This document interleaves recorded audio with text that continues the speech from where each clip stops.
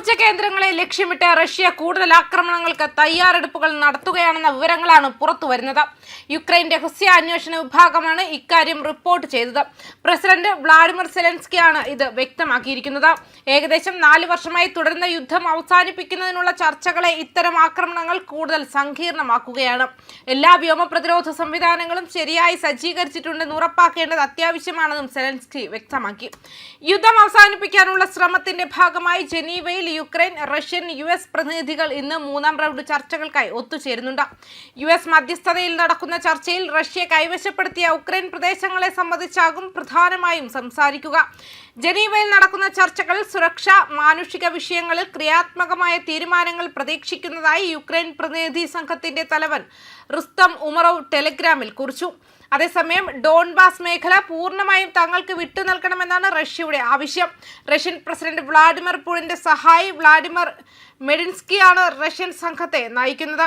UAEയിൽ നടന്ന കഴിഞ്ഞ 2 റൗണ്ട് ചർച്ചകളും തടവുകാരെ കൈമാറുന്ന വിഷയം ചർച്ച ചെയ്തതല്ലാതെ യുദ്ധം അവസാനിപ്പിക്കുന്നതിൽ കാര്യമായ പുരോഗതി ഉണ്ടായിരുന്നില്ല. അതേസമയം റഷ്യൻ സൈന്യത്തിന് സ്റ്റാർലിങ്ക് സാറ്റലൈറ്റ് ഇന്റർനെറ്റിലേക്കുള്ള ആക്സസ് നഷ്ടപ്പെട്ടതിനെ തുടർന്ന് കിഴക്കൻ മുന്നണികളിൽ ഉക്രൈനിയൻ സൈനികർ നാടകീയമായ നേട്ടങ്ങൾ കൈവരിച്ചതായി US ആസ്ഥാനമായുള്ള ഒരു തിങ്ക് ടാങ്ക് പറഞ്ഞു. ബുധനാഴ്ചയ്ക്കും ഞായറാഴ്ചയ്ക്കും ഇടയിൽ റഷ്യയിൽ നിന്നും 78 ചതുരശ്ര മൈൽ തിരിച്ചുപിടിക്കാൻ ഉക്രൈനിയൻ സൈന്യത്തിന് കഴിഞ്ഞു.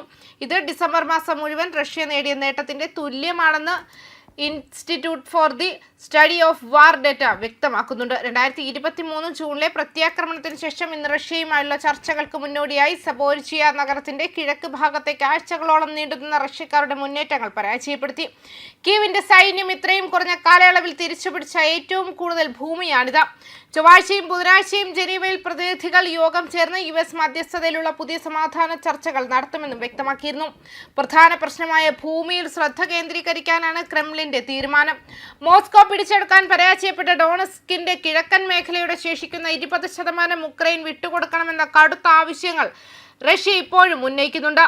മാത്രമല്ല, ഉക്രൈനിലെ യുദ്ധം നടത്താൻ വ്ളാഡിമിർ പുടിൻ വിദേശ പോരാളികളെ കൂടുതലായി ആശ്രയിക്കുന്നുവെന്നും പ്രതിരോധ സെക്രട്ടറി ജോൺ ഹീലി പറഞ്ഞു. കൂടുതൽ സൈനികരെ അണിനിരത്തുന്നതിലൂടെ നികത്താൻ കഴിയുന്നതിനേക്കാൾ കൂടുതൽ നഷ്ടങ്ങൾ റഷ്യ നേരിടുന്നുവെന്ന് മ്യൂണിക് സുരക്ഷാ സമ്മേളനത്തിനോടനുബന്ധിച്ച് സംസാരിക്കവേ അദ്ദേഹം പറഞ്ഞു.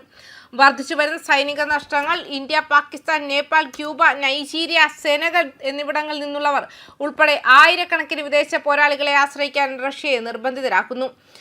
അവരെ പലപ്പോഴും തെറ്റായ ഭാഗത്തിൽ റിക്രൂട്ട് ചെയ്യുന്നു. ഉക്രൈന്റെ മുൻനിരയിൽ റഷ്യൻ മാംസയന്ത്രം ഉപയോഗിക്കാനുള്ള സാധ്യതയുണ്ടെന്ന് തിരിച്ചറിയാതെ സമ്മർദ്ദത്തിന് കീഴിൽ സമ്മർദ്ദം ചെലുത്തുന്നുവെന്നും വ്യക്തമാക്കിയിട്ടുണ്ട്. ന്യൂസ് ഡെസ്ക് കർമ്മ ന്യൂസ്.